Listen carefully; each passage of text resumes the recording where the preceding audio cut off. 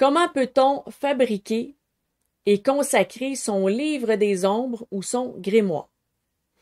Alors, déjà, je vais mentionner que livre des ombres, vous pouvez dire aussi livre de magie, livre rituel, livre magique, c'est comme vous voulez.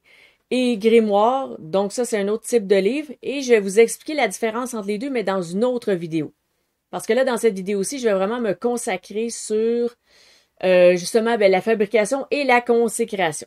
Et surtout, je vais vous dire tout de suite que je vais pas parler de la fabrication dans le sens de le faire avec ses mains, de mettre les feuilles de papier, de quoi écrire dessus, tout ça.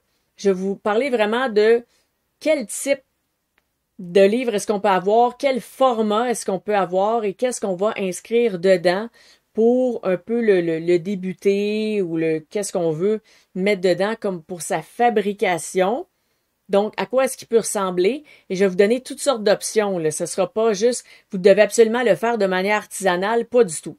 Pas du tout. Je vais vous donner plein d'exemples que vous pouvez faire pour vous confectionner. Peut-être pas fabriquer parce que ce ne sera pas toujours avec les mains, mais pour vous confectionner ou créer tout simplement un livre des ombres ou un grimoire.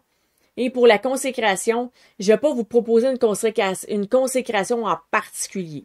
La consécration, c'est très personnel, ça peut aller dans plein de directions. Je vais vous parler de la consécration, donc du pourquoi, du comment, et donc à quoi ça peut ressembler. Alors, première chose, vous n'avez pas besoin absolument d'acheter votre livre des ombres ou votre grimoire en boutique ésotérique. C'est sûr qu'en boutique, il y a des livres superbes, vraiment, vraiment magnifiques. Là. Il y a des trucs, là, c'est wow, un gros wow. Mais vous n'êtes pas obligé de l'acheter en boutique ésotérique, mais pas du tout. Et même si vous l'achetez en boutique, vous allez quand même devoir au moins faire un peu de préparation, un peu de personnalisation et le consacrer quand même, le grimoire. Même si vous l'achetez en boutique, il va quand même avoir les mêmes étapes à faire par la suite. Vous pouvez aussi, à l'opposé complètement, le fabriquer à partir de zéro. Donc, je ne sais pas si, par exemple, il y en a qui fabriquent du papier. Là, on parle vraiment d'un livre à partir de zéro. Là. Vraiment, les fabriquer son propre papier, toutes ses feuilles, mettre ça ensemble, les relier, tout ça.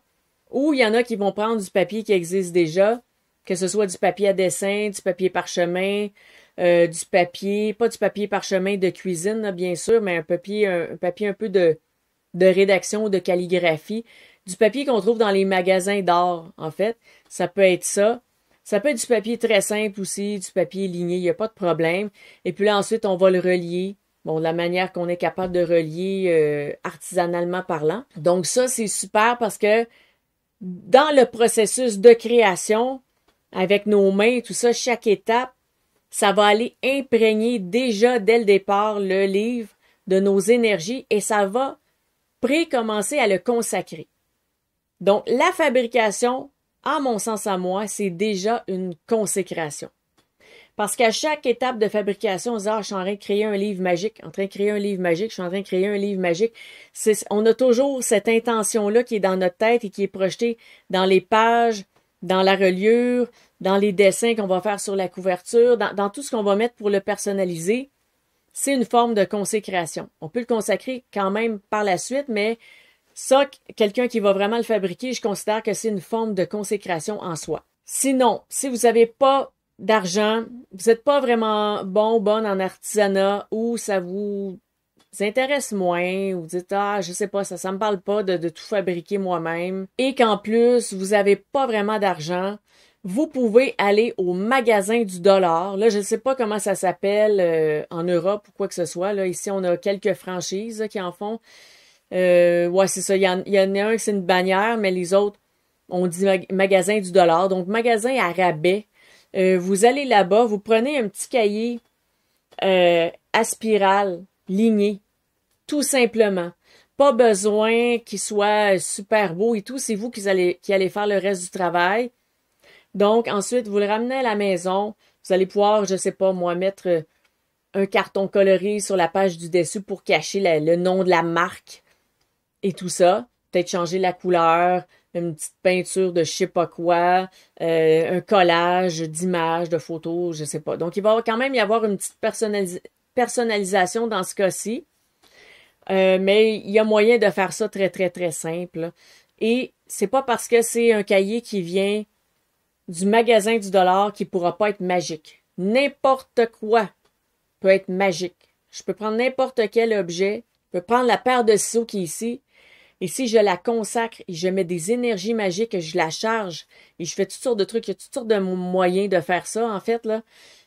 Je donnerais la paire de ciseaux à quelqu'un qui fait de la psychométrie, elle va toucher puis elle va dire, OK, ça c'est chargé de tel type d'énergie, il y a telle intention qui est dedans. Donc, n'importe quoi. Un petit trépied, là, comme ça, pour les caméras. Je pourrais le charger puis faire, à chaque fois que j'enregistre des vidéos, tout ce qui est technologique fonctionne. Parce qu'on sait que la technologie est super pour causer des bugs quand on s'en attend pas. Donc, je pourrais faire ça, dire, OK, chaque fois que je mets mon appareil là-dessus, tout fonctionne à merveille. Puis là, il serait chargé de cette intention-là. Ça deviendrait un trépied magique, si on veut. Il est bien ordinaire présentement, là. Donc, on peut prendre un cahier qui nous a coûté 1$, 2, 3$, peut-être 5$, parce qu'il était un peu plus beau. Peut-être parce que dans les magasins du dollar aussi, à rabais, il n'y a pas seulement les cahiers à 1$ qui ont le nom de la marque dessus, qui sont un peu ordinaires. Il y en a qui sont un peu plus jolis. Donc, s'il est déjà joli, vous n'avez pas besoin de le décorer. Donc, l'avantage, après, vous aurez juste à marquer votre note à l'intérieur puis faire votre consécration. Donc, ça, c'est merveilleux. Alors, si vous n'avez pas d'argent, ne vous privez pas de pratiquer et de faire cette belle pratique magique et spirituelle qui peut vous faire du bien. On ne cesse pas empêcher par rapport à l'argent. Alors, sinon, bien sûr, c'est possible de le faire sur l'ordinateur. L'ordinateur, la tablette, l'appareil mobile. N'importe quoi. Il y en a qui rédigent maintenant là-dessus. Ça, j'ai un peu de difficulté. Je suis habituée avec un clavier. Mais juste pour dire que tout appareil électronique peut servir aussi pour créer un livre des ombres ou un grimoire. Il n'y a pas de problème avec ça. Vous pouvez créer un document Word et à chaque fois que vous allez l'ouvrir, que vous allez ajouter des informations, ça va faire exactement comme le livre papier. À chaque fois que vous allez aller dedans, inscrire des choses, ça va le charger. Le document Word, à chaque fois que vous allez l'ouvrir, ça va faire la même chose. Là, il y en a qui vont dire non, non, non, non, l'informatique, c'est pas bon. Tout ce qui est appareil électronique, tout ce qui est informatique, c'est pas bon avec la magie ou à la spiritualité. Je ne suis pas de cette philosophie-là. J'ai fait beaucoup de tests en magie, en particulier, par rapport à des appareils, par rapport à des systèmes informatiques et par rapport à l'Internet. Ça a tout super bien fonctionné. Donc, moi, je n'ai pas ou je ne vois pas dans mon expérience personnelle de limitation par rapport à ce qui est informatique.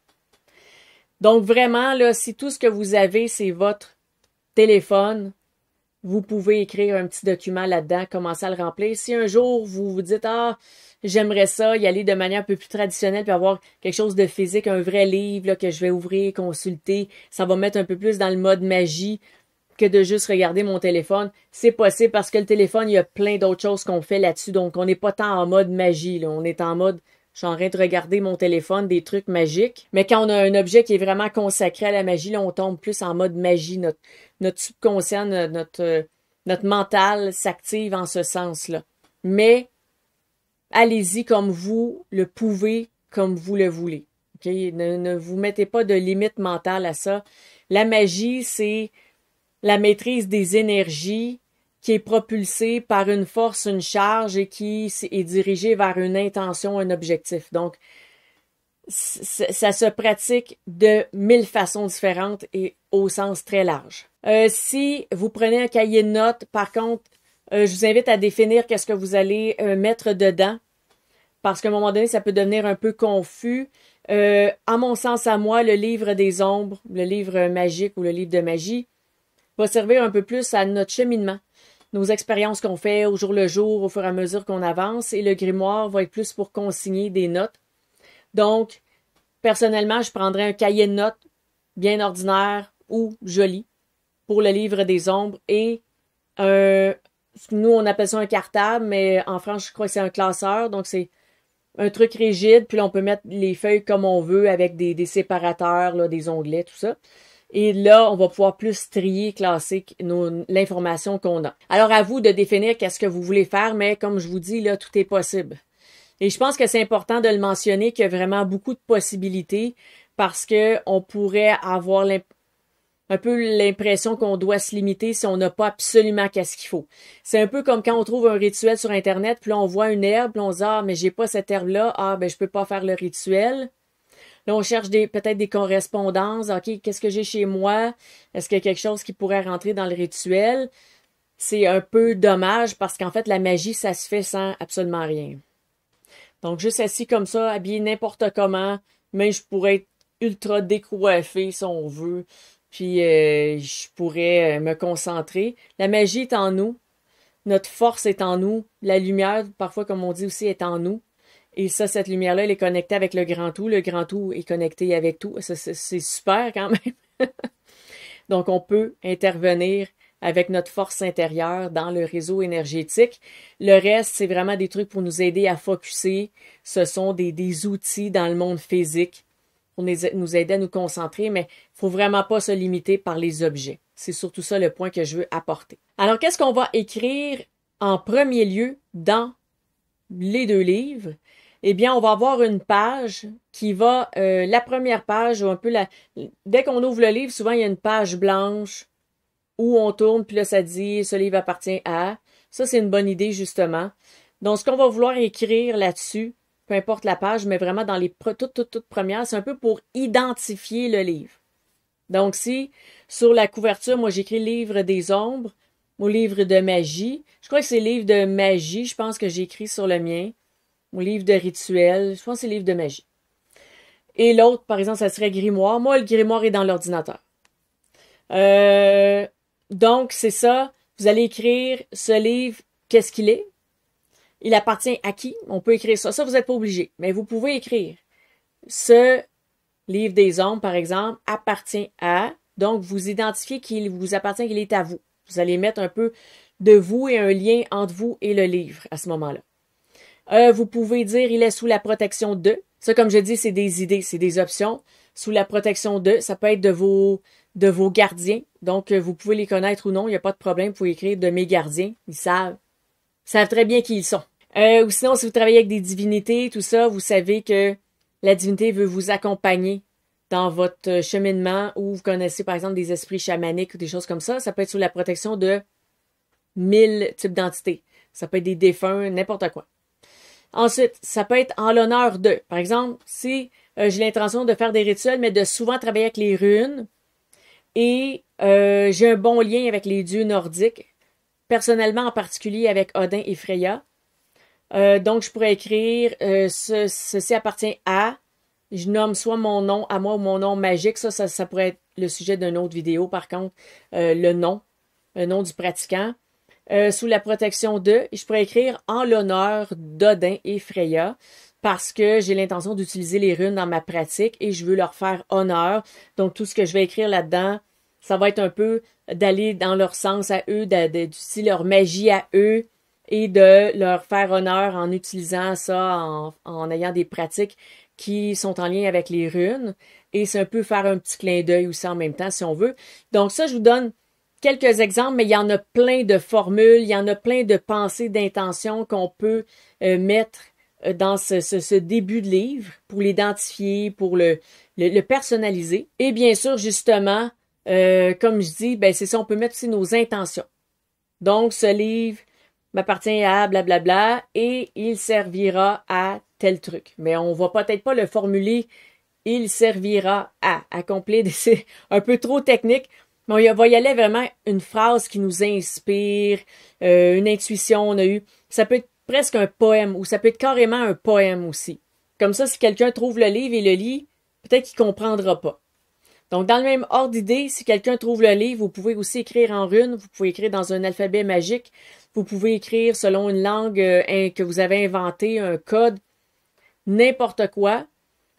Mais on va écrire quelque chose de ce type-là qui ressemble à ça. Par exemple, à l'époque, j'avais un livre que je peux pas dire que c'était un livre des ombres, parce que c'était pas un livre où je consignais des informations et des expériences et des notes personnelles, c'était pas ça du tout. C'était pas tant un grimoire, parce qu'il n'y avait pas une tonne de trucs qui étaient consignés. Tout ce qui était consigné dedans, ce n'était que des incantations, des formules magiques. C'était que des invocations, évocations, incantations, formules magiques, c'est tout. Il n'y avait que ça. Moi, je l'appelais mon spellbook. Donc, c'était vraiment un petit livre qui entrait dans ma poche arrière de pantalon. Donc, au besoin, clouc, je le prends, j'ouvre, blablabla, je disais le truc, clouc, je referme, et voilà. Donc, c'était vraiment un petit livre, vraiment un compagnon. Peut-être pas de la vie de tous les jours, mais quand j'allais à certains endroits, peut-être je me sentais moins en sécurité, où il y avait une situation de je sais pas quoi, c'était dans ma pochette. Et en même temps, ce spellbook était tellement consacré, mais puissamment, que le simple fait de l'avoir dans ma poche arrière, c'était une protection déjà. Donc quand je dis que le livre peut devenir tellement chargé, tellement énergétique, tellement magique qu'il va devenir un outil de magie en soi et qu'il peut augmenter la puissance de nos rituels, bien ça, c'en est un bon exemple, justement, mon ancien spellbook. Donc, pour l'exemple qu'on vient juste de voir, j'avais écrit justement dans la page qui appartenait à mon nom, pas mon vrai nom, sous la protection de, ça c'était bien écrit, et il allait servir à quoi? C'était pas écrit en français.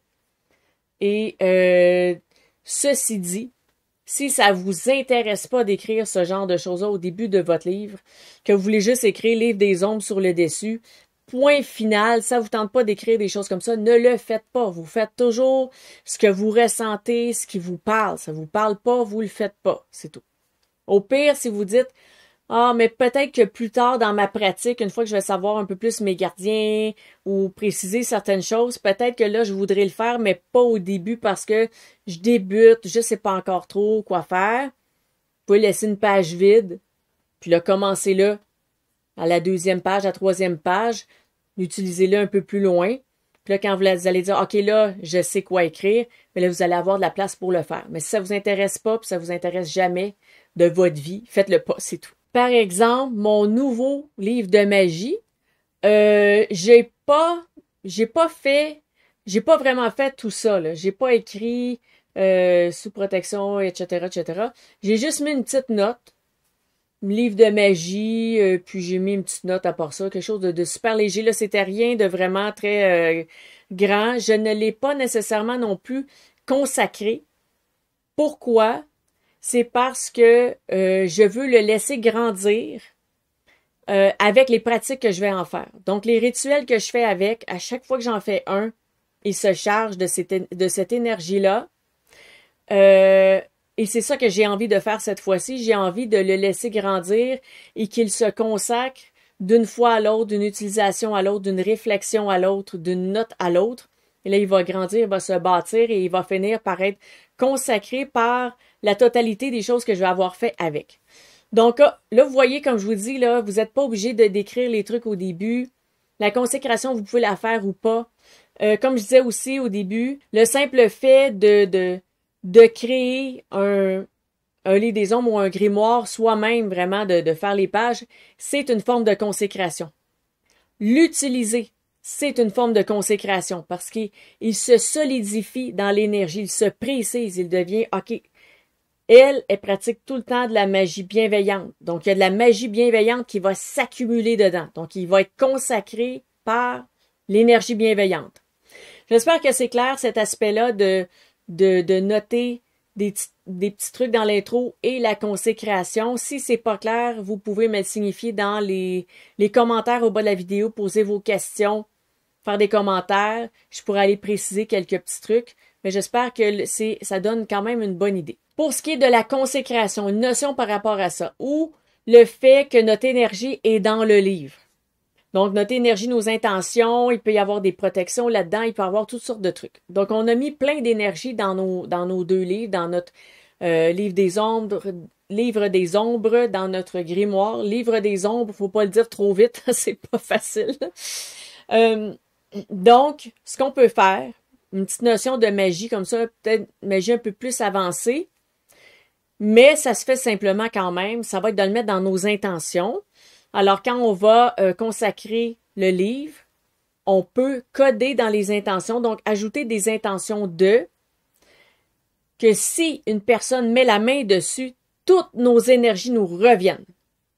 Donc, les énergies qui vont appartenir à des entités, des divinités, tout ça, vont leur retourner et toutes les énergies qui nous appartiennent vont nous revenir. Donc, on peut même coder, dire, je consacre ici ça, c'est mon livre, je mets ma magie dedans, mais si jamais il y a une personne qui met la main là-dessus, pouf, fini. Le livre devient normal. On le prend, là, puis, il va aller avec les autres livres, il n'y a rien de magique. Une personne va le toucher, il n'y aura rien. Il va avoir les écrits, il va avoir vos expériences, il va avoir toutes sortes de trucs comme ça, mais il n'y aura plus le lien avec vous. Donc ça, on peut l'intégrer dans notre intention de départ quand on va fabriquer, énergiser, consacrer notre livre. Ça peut être super intéressant, surtout pour quelqu'un qui a peur, peut-être que ça tombe en de mauvaises mains.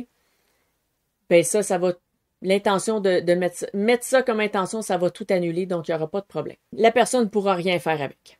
Alors, ce que je vous propose, dans le fond, de faire, ce serait un livre de magie ou un livre des ombres qui a des notions un peu plus personnelles dedans. Un grimoire où est-ce qu'on récolte des informations. Et ça, il y a une autre vidéo qui va parler de la différence entre les deux, mais ce que je veux dire, c'est que si dans votre pratique, vous êtes un peu plus à une pratique au jour le jour, vraiment, tous les jours, toutes les semaines, vous pratiquez, vous voulez noter des trucs, ben peut-être que votre livre des ombres, ça pourrait être un agenda aussi. Donc, ça pourrait être, donc on a les jours du mois, puis après il y a des pages pour écrire à chaque jour ou à chaque semaine. Là, vous pourriez écrire là-dedans, ça pourrait être ça aussi. Ça va vous permettre aussi de mettre les cycles de la lune, des choses comme ça. Sinon, un cahier de notes vide, là, ça va convenir autant pour le livre des ombres que le grimoire.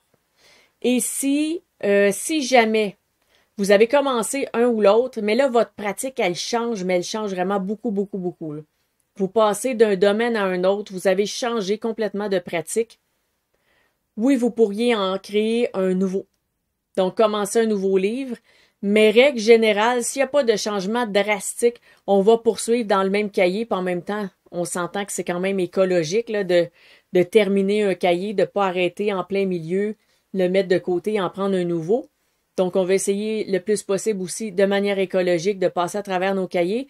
Mais s'il y a vraiment une raison où est-ce que vous avez changé votre pratique, bien là, c'est super de changer de cahier. Maintenant, je vais vous parler de la consécration d'une manière un peu générale. Ça va être à personnaliser, bien sûr. Mais comment est-ce que ça se déroule, la consécration d'un livre des ombres, un livre de magie ou un grimoire? Eh bien, c'est que vous allez aller dans votre espace rituel, votre espace de pratique, votre lieu de pratique magique. Et là, ce que vous pouvez faire, c'est faire votre cercle magique, votre cercle de protection. C'est pas obligatoire, mais pour une consécration, surtout quand on débute, ça pourrait aider. Parce que déjà, d'appeler le cercle, c'est déjà d'appeler des énergies. Donc, il y a déjà des énergies qui vont être présentes avec vous, qui vont venir vous aider à faire la consécration du livre en question. Donc là, ce que vous pouvez faire, c'est faire, par exemple, un appel justement aux éléments pour consacrer. Donc, je consacre ce livre des ombres par le pouvoir du feu. Et là, il faut nommer le pouvoir de quoi là, qui a un lien avec le livre. Par le pouvoir de l'eau qui me donnera les intuitions nécessaires à ma pratique. Donc, tout ce que vous allez nommer, que vous allez appeler le pouvoir de, bien, vous allez préciser pourquoi. C'est quoi le lien entre ce que vous appelez, ce à quoi vous faites référence, et votre livre des ombres ou votre grimoire. Pourquoi vous faites appel à ça? Donc, on va pas juste dire, je fais appel au feu, terre, air, et je consacre ce livre. Vous le consacrez à quoi, pourquoi, et pourquoi vous avez appelé ça. Il y a un lien avec le livre. Il faut le mentionner. Donc, tout instrument qui va être là, que ce soit une bougie d'une couleur, donc, par le pouvoir de cette bougie, je sais pas quelle couleur, blanche, par exemple, je purifie ce livre, parce que si on l'a acheté en magasin, bon, premièrement, peut-être qu'on veut le purifier. Si on l'a pas fait la purification, on peut le faire déjà. Alors, je purifie par ce cristal, cet améthyste, et on le purifie. Ensuite, je le consacre par cet encens. Là, on passe l'encens et on dit quel encens, pourquoi, quel effet il va avoir dessus. Donc, on va faire appel à tout instrument, dans le fond, qui va être là sur notre autel, dans notre lieu de pratique. et pourquoi et comment ça va consacrer notre livre. Si vous travaillez avec des divinités, je vais faire une mention. Je pense que consacrer un tel livre qui est très, très, très personnel, je pense que c'est mieux de faire une consécration générale. Donc, les éléments, c'est assez général.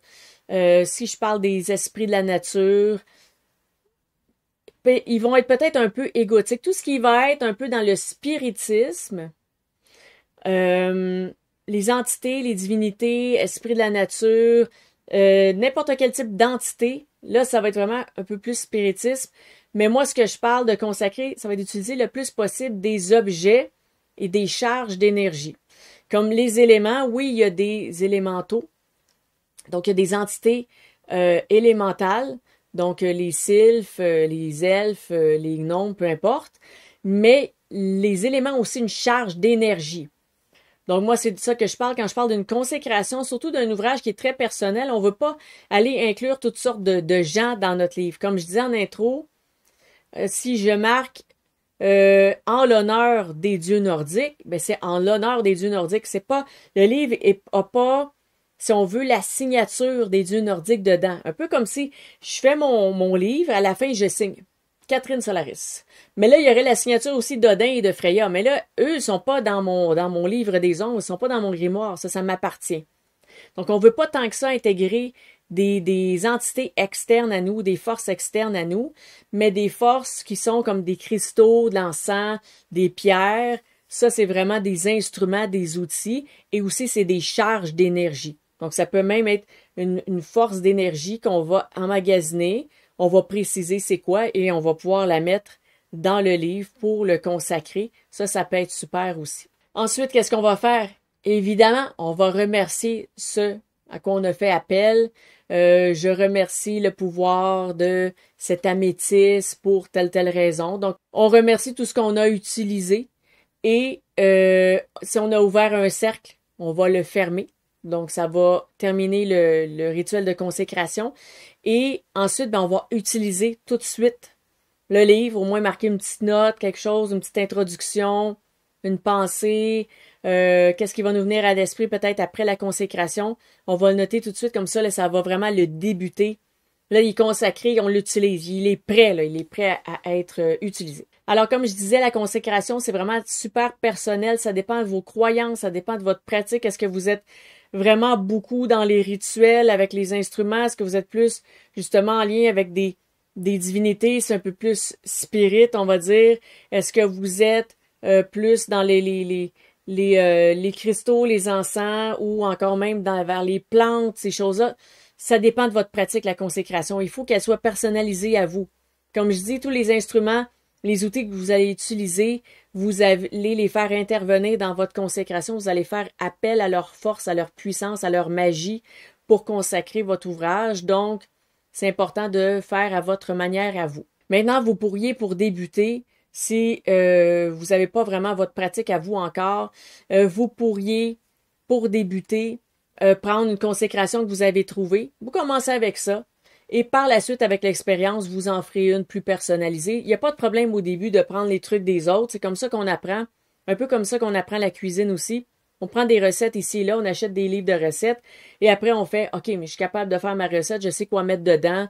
Je connais mes temps aussi avec mes appareils, le type de chaudron ou de quoi que ce soit qu'on a, parce que parfois, c'est pas toujours égal, là, les températures. Donc, c'est avec le temps là, qu'on finit par savoir qu'est-ce qu'on a à faire. Donc, n'hésitez pas, allez-y avec quelque chose qui vous inspire, qui vous parle. Très important, ça va être ça la consigne quand on débute. Mais quand on est avancé, on va la créer nous-mêmes, notre consécration, bien sûr. Alors, pour résumer, vous pouvez fabriquer votre livre des ombres ou votre livre de magie ou encore votre grimoire de la manière qui vous plaît. Tout est possible. Informatique, papier, acheter. Tout ce que vous allez avoir à faire, c'est préciser son but, son objectif, définir à quoi il sert et mettre vos intentions dedans et donc le consacrer.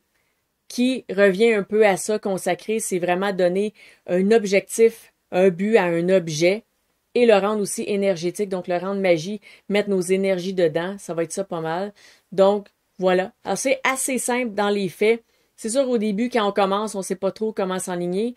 Peut-être que je ferai plus tard des vidéos de consécration, vraiment vous donner vraiment un exemple de comment faire. Mais ça serait dans d'autres vidéos.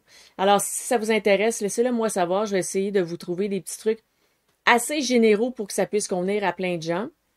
Et si justement vous avez des questions, des commentaires, laissez-les au bas de la vidéo. Si vous avez aimé la vidéo, je vous invite à cliquer sur j'aime parce que ça m'indique des vidéos qui vous intéressent. Et ça pourrait faire en sorte que je décide de faire plus de vidéos sur ce type de sujet-là. Sur la magie, je vous dis tout de suite, il y en a d'autres qui s'en viennent. Si vous pensez que ça peut aider quelqu'un qui se questionne justement là sur mais là, est-ce que son livre, est-ce que c'est correct? Ça allait acheter un petit cahier au magasin du dollar? Ben oui, mais si elle se questionne, elle a des doutes. Ou elle sait pas trop, OK, mais la consécration, est-ce que c'est bon, c'est pas bon? Ça peut avoir un ordre d'idée, des pistes de réflexion par rapport à ça. Ben, je vous invite à lui partager la vidéo. Peut-être que ça va l'éclairer, puis ça va l'aider dans ses questionnements, dans son cheminement par rapport à ça.